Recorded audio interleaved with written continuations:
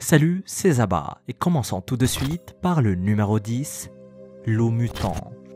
Dans une nouvelle étude choquante sur les loups autour de Tchernobyl, plus précisément dans la zone d'exclusion radioactive, les chercheurs ont découvert que les animaux pourraient propager des mutations causées par les radiations à d'autres populations de loups à travers l'Europe.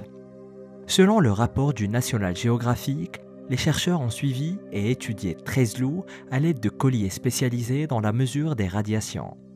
Et ils ont constaté quelques résultats attendus. Tout d'abord, les loups ont subi une explosion de radiation lorsqu'ils ont traversé des zones contaminées. Cependant, ils ont constaté que l'un des jeunes loups mâles a parcouru 400 km à travers la Biélorussie et la Russie, probablement à la recherche d'un partenaire après avoir été contaminé. Mais voici où se situe le danger. Michael Byrne de l'Université du Missouri, qui a décortiqué les mouvements des animaux, explique que la population de loups dans la zone d'exclusion étant très élevée, il est logique que les jeunes animaux se dispersent. Mais si ces loups présentent des mutations et se reproduisent avec des loups extérieurs à la zone d'exclusion, ils pourraient transmettre des mutations malsaines à la prochaine génération de louveteaux. En outre, ils ont également la capacité de contaminer les zones non contaminées par leur radiation. Il reste tout de même assez difficile de comprendre ce que tout cela signifie. Personne ne sait exactement jusqu'où iront ces mutations radioactives. Nous savons que les radiations chez les loups peuvent causer des tumeurs, des cerveaux trop petits et des anomalies du développement. Et si rien n'est fait, certains se demandent si les mutations ne pourraient pas se propager et finalement causer de véritables dérèglements dans les différentes populations de loups à travers toute l'Europe. C'est d'ailleurs comme ça que commence l'histoire des tortues ninja. Numéro 9, vers mutants. Des vers contaminés par la radioactivité de l'accident nucléaire de Tchernobyl ont commencé à avoir des relations sexuelles avec d'autres partenaires plutôt que par eux-mêmes. Selon des scientifiques ukrainiens, ils ont peut-être modifié leur comportement sexuel pour augmenter leurs chances de survie. Il s'agit de l'une des premières preuves directes de l'impact de la pollution radioactive sur les comportements des espèces sauvages. Et bien qu'il existe de nombreuses preuves de l'impact des rayonnements ionisants sur les humains, leurs effets sur la faune sont toujours mal connus. Les professeurs Polikarpov et Tsitsugina de l'Institut de biologie des mers du Sud de Sébastopol ont étudié la reproduction de certains vers sédimentaires, essentiels aux écosystèmes aquatiques. Ils ont comparé le comportement de 3 espèces dans un lac proche de Tchernobyl avec celui des mêmes espèces dans un lac situé à 20 km de là. Les lacs avaient des températures et une composition chimique similaires. Mais les vers du lac de Tchernobyl avaient reçu 20 fois plus de radiation que ceux de l'autre lac. Les chercheurs ont constaté des changements remarquables dans les habitudes sexuelles des vers. 2 espèces étaient passées de la reproduction asexuée à la reproduction sexuée comme elles en sont capables. La proportion de Naïs pardalis cherchant des partenaires sexuels était de 5% dans le lac normal, mais de 22% dans le lac de Tchernobyl, tandis que les proportions de Naïs pseudobtusa faisant de même étaient respectivement de 10 et 23%. Cette découverte est majeure parce qu'elle prouve qu'en plus de mutations, les radiations peuvent également causer des changements de comportement. Mais il prouve également que les vers sont conscients du dérèglement qu'ils ont subi à un niveau génétique. Numéro 8, l'éléphant radioactif. Au plus profond du cœur de Tchernobyl se trouve un éléphant radioactif. Plus précisément, il s'agit d'une patte d'éléphant radioactive. La patte d'éléphant est le surnom donné à un énorme bloc de matériaux radioactifs situé sous la centrale nucléaire de Tchernobyl. Il a été découvert en décembre 1986 dans les restes du réacteur numéro 4 après son explosion. De tout ce qui se trouvait dans la centrale et ses environs, la patte d'éléphant reste à ce jour le corps le plus radioactif. La patte d'éléphant est également unique car sa radioactivité n'a pas beaucoup baissé depuis la catastrophe initiale. Mais de quoi est faite cette chose?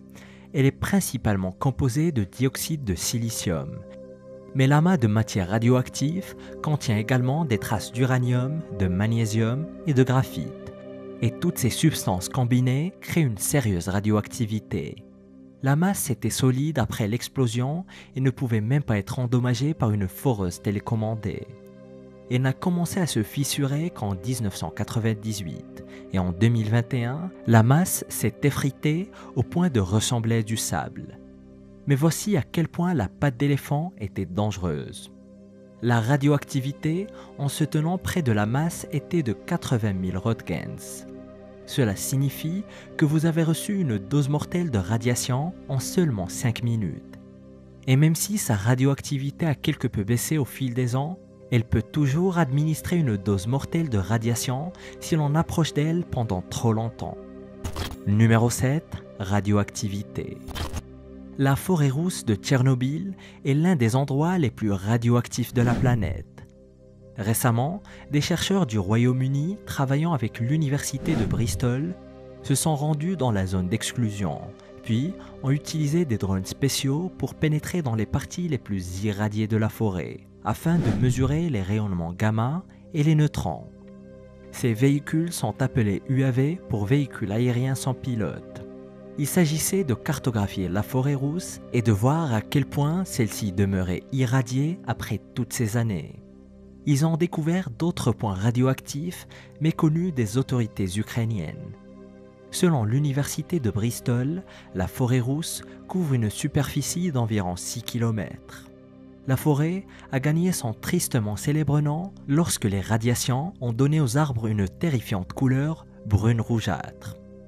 Au lieu d'être verte et vive, la végétation est rouge et ne se développe pas très bien. Le drone a commencé à 13 km de l'épicentre de l'explosion dans un petit village situé à la limite de la zone d'exclusion. Ils ont ensuite déplacé le drone vers l'intérieur, cherchant à travers la forêt pendant une enquête de 10 jours avec un total de 24 heures dans les airs. Plus le drone s'enfonçait dans la forêt, plus il était irradié.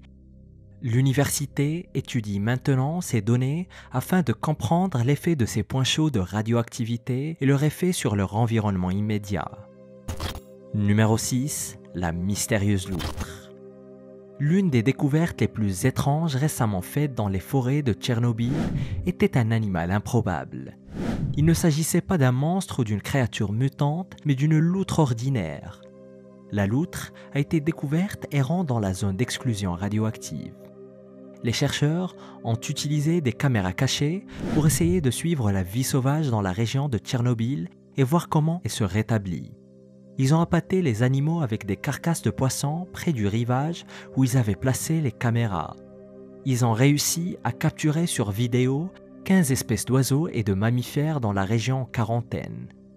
Tout le monde a été choqué lorsqu'une loutre est sortie de nulle part et a englouti l'un des poissons morts. C'est la première fois que les chercheurs ont repéré un tel animal à l'intérieur de la zone d'exclusion depuis le départ des humains en 1986. Plus choquant encore, les caméras ont également capturé des images de pigargues à queue blanche et même des visons américains. Bien sûr, on ignore si l'un de ces animaux a subi une quelconque mutation importante ou s'il est dangereux. On ne sait pas non plus si une famille de loutres vit à proximité. Mais pour autant que l'on puisse dire, les animaux semblent en parfaite santé et ne sont pas du tout affectés. 98% des poissons mis à l'eau par les chercheurs ont été mangés, ce qui représente un taux élevé de prédation. Les chercheurs étaient très enthousiastes et considèrent que c'est un bon signe que la vie sauvage reprenne ses droits. Numéro 5. Silures géants. Outre les loups, des silures géants rôdent dans le bassin de refroidissement près de la centrale de Tchernobyl. Le bassin de refroidissement était utilisé pour empêcher les réacteurs de surchauffer. Aujourd'hui, le bassin de refroidissement n'est pas très utile, puisque la centrale ne fonctionne plus vraiment. Cependant, le bassin de refroidissement est rempli de poissons aux proportions énormes. Certains de ces poissons sont de véritables monstres, bien plus grands que la moyenne. Mais ce que la plupart ne semblent pas croire, c'est que les radiations n'ont rien à voir avec la taille grotesque de ces énormes silures. Contrairement à la croyance populaire et aux idées reçues véhiculées par le cinéma, les radiations ne transforment pas généralement les organismes en versions géantes d'eux-mêmes. C'est du moins ce qu'affirme Timothy Mousseau, spécialiste des radiations à l'Université de Caroline du Sud. Il affirme qu'au lieu de devenir gigantesques, les animaux qui subissent des mutations deviennent au contraire moins efficaces. Cela signifie qu'ils ont plus de mal à trouver de la nourriture, à se déplacer et à se reproduire. Ce manque d'efficacité conduit presque toujours à la mort de l'animal en question, car celui-ci n'est plus compétitif dans un monde de prédateurs et de proies. Les mutations sont loin d'être aussi glamour que ce que l'on voit dans les jeux vidéo et les films, et les animaux ne reçoivent pas vraiment de super pouvoirs. La vérité est bien plus troublante et plus dure. Les silures qui vivent dans le bassin de refroidissement de Tchernobyl sont des géants naturels. Il s'agit de silures glanes et ils peuvent déjà atteindre des proportions grotesques. Les plus gros silures glanes atteignent plus de 150 kg. Et il n'y a rien d'anormal chez ces poissons, à part un taux de radiation plus élevé du fait qu'ils vivent dans la zone d'exclusion radioactive. La question est de savoir comment ils sont arrivés là en premier lieu et comment ils ont survécu. Numéro 4. Défaut de naissance. La conséquence la plus tragique à la suite de la catastrophe nucléaire de Tchernobyl est une série de malformations congénitales. Les hommes et les femmes qui ont perdu la vie en tentant de contenir la catastrophe nucléaire étaient très courageux et leur perte est également tragique. Mais depuis 1986, les médecins de la région ont signalé un pic de malformations congénitales qui est tout simplement déchirant. De nombreux enfants du sud de la Biélorussie et du nord de l'Ukraine souffrent de malformations congénitales qui les laissent infirmes et mutilés à vie. Une étude réalisée par l'Académie américaine de pédiatrie a trouvé une corrélation directe entre les dangereux niveaux de strontium 90 et les malformations congénitales. Le strontium 90 est bien sûr un élément radioactif produit grâce à la fission nucléaire. Il n'est pas surprenant qu'un élément aussi volatile puisse causer de tels dommages.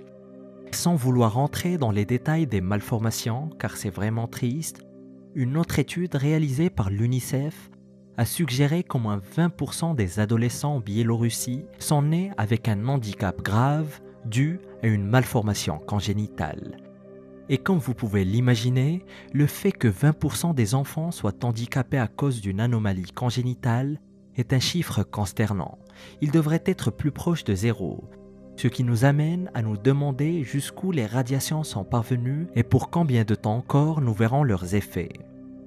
Numéro 3. Nouvelle espèce horrifiante. Une rumeur circule selon laquelle une nouvelle espèce inquiétante de monstre est née des radiations de Tchernobyl. Des photos de ce monstre ont été mises en ligne.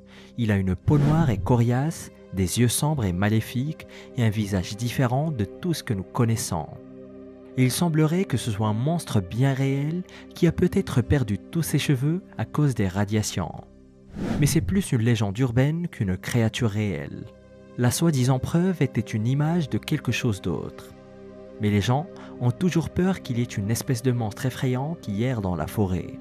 À part quelques rumeurs et rapports anecdotiques de créatures, aucun loup-garou mutant ou monstre nocturne n'ont été trouvés dans les bois près de Tchernobyl. Et la photo qui circule pour décrire la créature est en fait un ours des Andes qui porte le nom de Dolores. Dolores et quelques autres ours sont descendus de la cordillère des Andes après avoir été découverts souffrant d'une sorte d'étrange trouble de la pilosité. Ces ours n'ont pas perdu leur poil à cause des radiations, il s'agissait de quelque chose de tout à fait différent. Numéro 2. Refuge pour animaux. Le réacteur nucléaire de Tchernobyl a explosé il y a plus de 35 ans. Depuis lors, les gens ne vivent plus dans la zone touchée, à l'exception de quelques rares personnes qui ont refusé de déménager et qui sont toujours là. Et si nous savons qu'il y a certainement eu des malformations congénitales très terrifiantes chez les animaux comme chez les hommes, une autre chose est née de toute cette agitation. L'immense zone autour de Tchernobyl et de Pripyat étant devenue inhabitable pour les humains, les animaux s'y sont installés à un rythme effarant.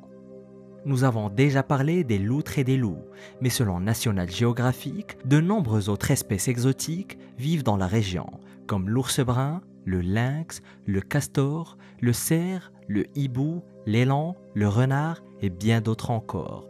Ce qui en fait un véritable sanctuaire pour la faune sauvage. C'est l'une des rares fois où les humains ont quitté un endroit indéfiniment, relativement et en apparence habitable. Bien sûr, il y a les radiations, mais aux limites de la zone d'exclusion, on ne le devinerait jamais. La végétation semble normale, il y a encore des insectes et des bestioles, et les animaux prospèrent sans aucune interaction humaine. La zone d'exclusion est à cheval sur la frontière entre l'Ukraine et la Biélorussie. Des études ont montré que les grands mammifères du côté biélorusse de la zone ont augmenté de façon spectaculaire depuis l'explosion. Au cours d'une courte enquête de 5 semaines, une équipe de scientifiques a recensé 21 sangliers, soit 100 ratons laveurs, 9 blaireaux, même si ça y en a beaucoup plus dans les villes, 26 loups gris et même un bison. L'un des scientifiques a déclaré que c'était tout simplement incroyable, car on ne peut littéralement aller nulle part sans croiser un loup. Malheureusement, il n'existe pas vraiment d'autres endroits comme la zone d'exclusion où les animaux peuvent vraiment être libérés de l'interaction humaine. La nature renaît de ses propres cendres. Numéro 1. Le Mothman. L'une des choses les plus horribles jamais découvertes près de Tchernobyl n'avait rien à voir avec la fusion du réacteur nucléaire. Au lieu de cela, ce que le personnel de Tchernobyl a vu juste avant l'explosion mortelle qui est devenue l'une des pires catastrophes nucléaires de l'histoire de l'humanité, était un monstre, et pas n'importe quel monstre. Avant que l'explosion ne secoue le monde, des témoins ont vu une créature voler dans le ciel. Décrite comme étant une sorte de monstruosité de la nature, la bête avait des yeux rougeoyants, semblait être complètement noire et avait des ailes si grandes qu'il était impossible qu'il s'agisse d'un aigle ou d'une chauve-souris géante. Il est connu sous le nom d'oiseau noir de Tchernobyl, bien que de nombreuses personnes affirment qu'il s'agisse en réalité du tristement célèbre Mothman venant de la légende de Virginie occidentale aux États-Unis. Vous vous demandez sans doute comment une légende urbaine américaine a pu débarquer dans un petit village ukrainien abritant une centrale nucléaire depuis Point Pleasant en Virginie occidentale. Eh bien, si vous connaissez un tant soit peu les légendes du Mothman, vous savez que le Mothman est toujours un avertissement de malheur imminent. Chaque fois que l'on voit le Mothman, un événement catastrophique survient presque toujours immédiatement après, comme l'effondrement du Silver Bridge en décembre 1967 qui a tué 46 personnes, peu après que l'homme papillon ait été vu en train de voler. Malheureusement, la seule preuve que ce que les travailleurs ont vu était réel est une photographie bien sûr très floue de ce qui semble être une créature noire avec des petites jambes et de longues ailes, ressemblant à la silhouette d'un ange. Mais depuis l'incident de Tchernobyl, le Mothman n'a jamais été revu. Et cette découverte trouvée gelée dans les glaces de Sibérie pourrait changer la face du monde à tout jamais. Découvre-la en cliquant sur cette vidéo.